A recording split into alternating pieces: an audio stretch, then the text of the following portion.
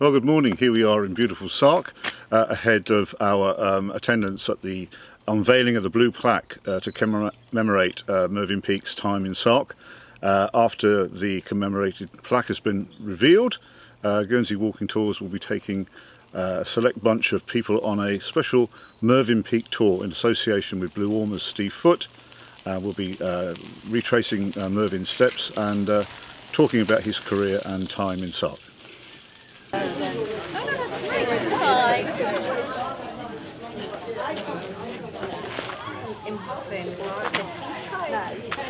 So here we are at Sark's Post Office and Stores, previously gallery, the art gallery founded by Eric Drake in the 30s, and of course Mervyn Peake worked and painted here, just ahead of the plaque unveiling, which will be happening in about half an hour, and we'll bring you some scenes from that. My name is Fabian Peake. I'm the son of Mervyn Peake, and I've come over with a lot of members of our family to witness the unveiling of the blue plaque to my father, which is behind us. I must say I'm just going to do a general talk about myself if you're interested. We came here, my father, mother and my brother and myself came here in 1946 and spent 3 years living here in a house quite nearby. I made many friends of the boys and girls on the island, and I've been catching up after a very long time with some of them. I'm ashamed to say I haven't been here for 59 years, and that was the occasion when I came to do a painting holiday by myself. But I got ill on the holiday and had to return early, and so I haven't been back since, unfortunately. But it's wonderful to come back here now, and I've been absolutely amazed by my memory for those years, 46 to 49. And 49 was when my sister was born here in the house nearby. And I've been amazed by my own memory. Pat myself on the back. but other memories of perhaps when I was 32 to 43 and a half, I can't remember anything about, but I can remember every blade of grass that I experienced in Sark at that time. And so I've revisited quite a lot of them while we've been here over this last few days since Monday, and it's as though the original memory is in place, but someone's put a thin veil, dropped a thin veil over the top of it, so as it looks different but is the same, and quite strange. But so a lot of the work for the blue plaque has been done by my niece, my brother's daughter, Christian Peake, for the blue plaque, and she's been wonderful in collating all the information needed and getting permissions and those sort of things. I would like to hand you over to Christian, who can tell you more about the way all this happened. Thanks, Adrian. Thank you. Before I do that, I just wanted to say some thank yous to all the people that helped make this happen, to Sark Tourism, particularly to Beth and to Elsie back there, who's been incredible in the whole process, to Guernsey Heritage and Helen Glencross, who I think is here. Hi Helen, thank you very much for all your help. On Sark, to Caroline Langford, who's the current owner, thank you for everyone poking around and your patience with us. To Sue Daly, who I think might be here, I don't know. Oh yeah, hello, sorry, no, we haven't met, thank you. Hi Sue. To Kirsty Grant, who is the current owner of the chalet or the Clos de Vin, lots of people poking about in her house as well. Thank you for your patience and the delicious lunch yesterday, but I don't know if she's here. To G. Gill, who I don't think is here, but who I met when I was first on the island, and who's also very patient with people looking at her portrait that Mervyn did of her. To Sue, George and Reg Gill for their hospitality and their memories. To Sean Shackleton, who's definitely here, the man with the beard, who started the whole thing actually. If it wasn't for Sean, I don't know if this would have happened. And of course to Steve Foote, who's written the beautiful little Son of Sark to go with the plaque. I'm just going to thank you everybody, thank you. I'm just going to say a few words about Mervyn's time on the island. He first came in 1932 as part of the Sark group, as Fabian said. He fell in love with the island. There are lots of stories about his time here that I can confirm are true. He was the Sark football team's goalkeeper and was excellent apparently.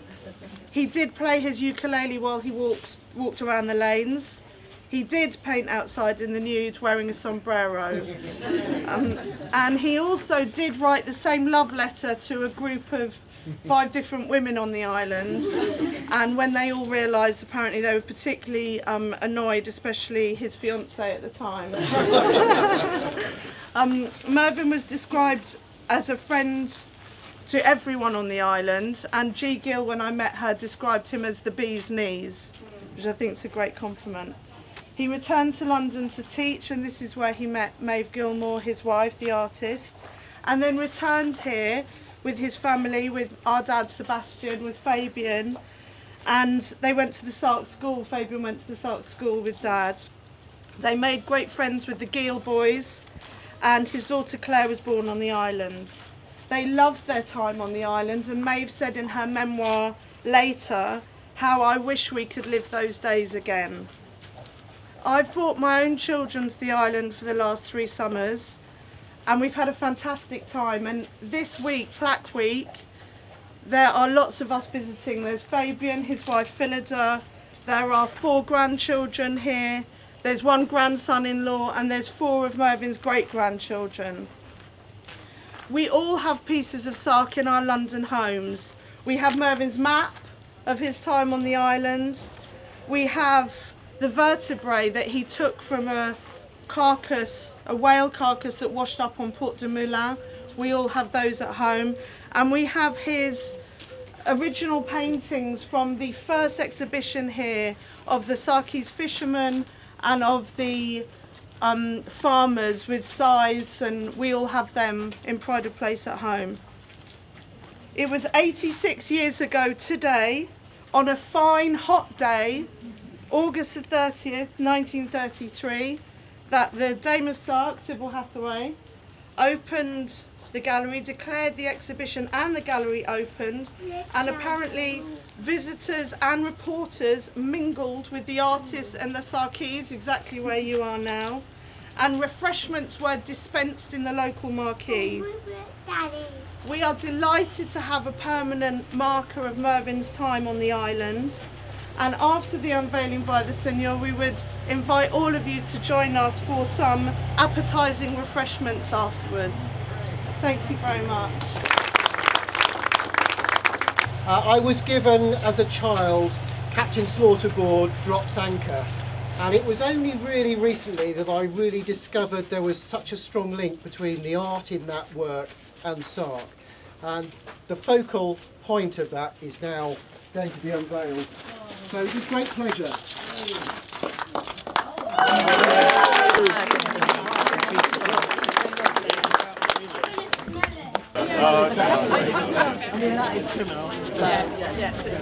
There you go.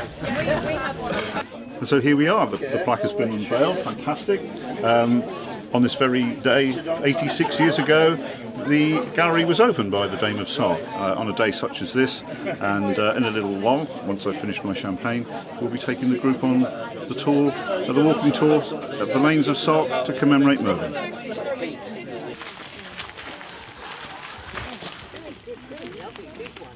The notion of a gallery on Sark was conceived by Eric Drake, who was Mervyn Peake's English teacher when Mervyn was at school, and he conceived of not only the studio being here, but there being an artist's colony on the island. And I think he had ideas beyond it being just the visual arts. I think there was a notion that there could be some sort of art outside theatre placed on the island for outdoor performances. That never came to fruition, but I think they also put a play on, pretty sure they put a play on at one point here. So Eric Drake's vision was to be far more than just an artistic gallery space. It was an artistic colony. And I think, in fact, here I've got a photo. You've probably seen the photo, but the building here soon after completion, and of course he invited Mervyn over right at the start, and Mervyn helped with the actual building work along with other artists. And you can see it's quite a sort of space age looking building for the time, but of course it was all conceived with getting maximum light into the building for the artists to paint and such. And Eric Drake was an interesting guy. He travelled out to the United States where he met at least one of his wives, and he was quite a man of the world. He had a clear-cut vision of what he wanted to achieve over here. And in fact, I think how Drake put it, he said Drake became interested in Sark as a place to set up and he says, non-profit making cooperative dedicated to helping young artists find time and a supportive atmosphere in which to work and exhibit. So the notion was to exhibit works of quality here on the island, and then maybe move them to Bond Street galleries, etc. in London, and sell them on and return monies back to the colony. So there were some quite interesting people here: Tony Bridge, Brenda Streetfield, and Mervyn's great friend Goaty Smith, who he had a lifetime friendship with, and certainly reading a number of family biographies and memories of Mervyn's last days. There's a very poignant piece written by Goaty, which is in Goaty's remembrances, about seeing Mervyn for the very last time, and he had an exchange with Mervyn and said Mervyn raised his face up to be kissed almost like a child, and then it just says this was the last time I saw him. So it was a lifelong friendship, and friendship conceived of just before they came to Sark. So Mervyn came over here, and we know that 86 years today, in weather much like this apparently, I wasn't here, the Dame Sark opened the gallery, and it goes to saying it's beyond wonderful that we now have the plaque on the wall. The Sark group in themselves were interesting. It's a sort of, to my mind, it's almost like one of these archetypal artistic colonies that have sprung up over the years, St Ives and Cornwall, and also the Woodstock colony in Woodstock in upstate New York, where the festival was nearby. And in fact, the sort of utter bohemianism of the Sark group was captured in a student that was over here at the time, and she said, "We passed one afternoon a group of young people, girls in loose dresses and smocks, and men in coarse knit polo jerseys, taking a talking siesta. Some of the young people lay full length on their stomachs with chins lifted, while others leaned on a low stone wall. We recognised among those standing the legendary Mervyn Peake, his pale narrow face under its high springing hair, and with rather near together deep set eyes.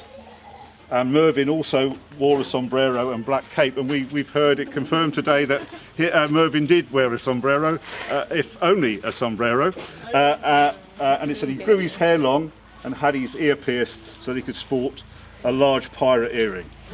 And he also played the ukulele. What's not to love? So what we're going to do now is we're going to take a short stroll around to the church, mainly in order to have to just experience the landscape a bit, and then we've got a picture that we've got a reproduction of. Okay, so in true Guernsey Guide style, we're going to look at and refer to something we cannot possibly see, except for Mervyn painted this view from the gallery out towards the church, and of course this view is not visible now, but it shows the sort of you've seen this one before, and this of course is reproduced courtesy of Guernsey Museums. And then we've also got this Mervyn Peake picture from 1934 that places that places it in the time that Mervyn was first here. Now, we don't know if that necessarily is a Sark view, but we feel that it must be. So what we're going to do now is we're going to walk down to the chalet. Maeve is told that she has just met the famous Mervyn Peake. And this is so typical. He says they walk out later that day, Mervyn saying that he ought to have been at an aunt's cremation. And adding, but there was enough, more than enough fire here. They were in Mervyn's room, and on one occasion they heard thumping and a noise below Mervyn's room. Opening a trapdoor in the floor, they found an elephant stabled on the warehouse ground floor. They fed it buns and sugar lumps. And I've written a note to myself here. Maeve realised that life with Mervyn was never going to be dull. They married on the 1st of December 1937. They travelled to Sark for a delayed honeymoon. They stayed with Miss Renouf and her parrot, as one does. And I've got a note here to prompt Steve, perhaps from page 15, and he's going to read the poem Sark. Life beat another rhythm on that island, as old as her own birth. We were the island people, and the earth, sea, sky and love were Sark, and Sark the earth, while round us moved the swarming sea. I believe a contemporaneous picture taken of the chalet, and we can see the veranda just here. Of course, by now, this would have been after the war, when Mervyn and the boys moved here in 46, I believe, and then was till 1950, and of course Claire was born here, and there's a picture here of the family together.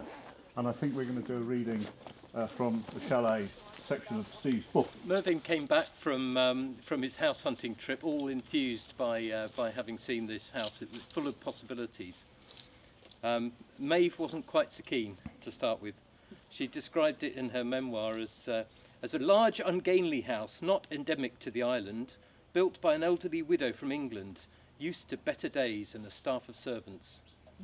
We saw it as an ugly house, prepared for anything, prepared above all to be lived in and worked in, loved and hated. Houses, like people, have their own peculiarities, and we both love the peculiarities of this one. I've always thought of it as a spinster house, ready and willing to be invaded. Here we've got, equipped with love, Mr. Harold Pye lands on the island of Sark. His mission to convert the islanders into a crusading force for the undiluted goodness that he feels within. The extraordinary inhabitants of the island range from the formidable Miss George in her purple busby to the wanton raven Tintagel. 5 foot 3 inches of sex. Mr. Pye, however, is prone to excess, and in the increasingly personalised struggle between good and evil, excess is very nearly his downfall. And Mr. Pye, having travelled to the Channel Island of Sark to do the good works, and he discovers he has started to grow angel wings. And after consulting with a Harley Street doctor, he decides to stop doing good deeds and instead does bad deeds. He engages in some deliberately malicious acts, and after a while this results in him growing horns on his forehead. He is unable to decide what to do, but eventually decides to reveal his horn condition to the islanders, who chase him to the edge of the cliff, which Pye flies off using his wings. So this photograph is you all sitting out there, I think, on the garden there, and that's a very lovely little you. The anecdote Dad used to tell us was that snow was so rare here that when it came it was quite a thing, and that Mervyn went out and took out a load of receptacles that could freeze water in them enough to build an igloo. And when Dad and, well, you were there for... So 1947 was this terrific winter that was unknown before, you know, and so it's terrifically thick everywhere, and Dad built this igloo out of blocks of, he made blocks of ice from it and built it up as the Inuit built, you know, make their, well, they probably don't now, but the archetype. But he inserted a glass panel that we could see from that, inside the house from that room, looking out. But on the glass panel of the igloo was painted an Eskimo's face looking out, and it was so realistic. We were scared stiff and wouldn't go out and see. Yeah. About where those 3 daisies are. We're back at the prison, and of course you may say, well, why have we come back to where we started from? But we wanted to introduce the prison sort of chronologically. Certainly it's Steve is going to do some reading now from Mr. Pye, and so we felt that to do it just as soon as we started was a little bit premature. So I'll hand over to Steve. Okay, so this prison was built in 1856. There's a clue above the door. It was built here because the previous prison they thought was too close to the church, so they built it next to the school. That must be Sark logic, I think, is it? Anyway, but Mervyn was fascinated with the shape of this building. He called it a pocket-sized prison, like a stone sea chest. And I think if you look at it, it's just a brilliant way of summing it, the way he can sum things up in a phrase. And it plays a key role in Mr. Pye. The reference to about the pocket-sized prison comes in the early part of the book, but it's also where Tinjadju helps Mr. Pye hide when all the islanders are chasing after him towards the end. And so I'll just read a short passage from there. Withdrawing the key, he entered the prison and closed the door, and locking it behind him, he sat down upon the cold floor. It was littered with dead leaves and scraps of paper with faded messages, which had at one time or another been pushed through the small barred window.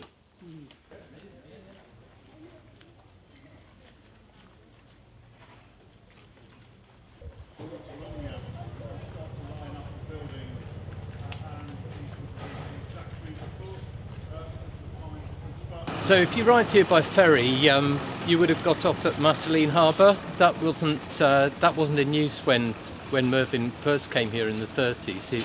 It was Crow Harbour, the other side, which was the one, and that's the one that Mr. Pye arrives at in the book. It says, Mr. Pye, standing at the bows, gazed up at the high sea wall, and he found it good.